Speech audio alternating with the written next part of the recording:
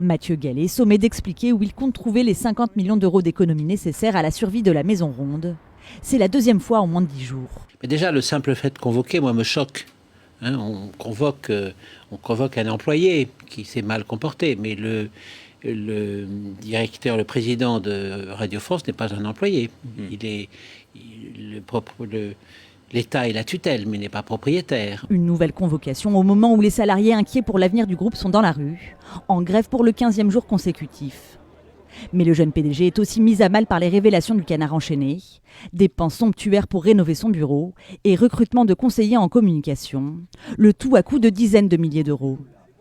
L'affaire sociale au départ est devenue politique. Il y a une politisation de cette affaire depuis quelque temps qui a été d'ailleurs aiguisée par les maladresses que Mathieu Gallet, le PDG, a reconnu lui-même. Je pense que la politique doit s'écarter de cette affaire.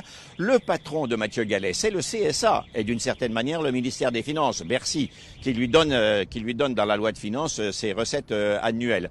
Mais par conséquent, qu'on laisse ces deux entités travailler. Alors que la grève à la Maison de la Radio se durcit avec la participation de journalistes supplémentaires, Fleur Pellerin a annoncé prendre des décisions dans les prochains jours, sans préciser si elles concerneraient directement Mathieu Gallet.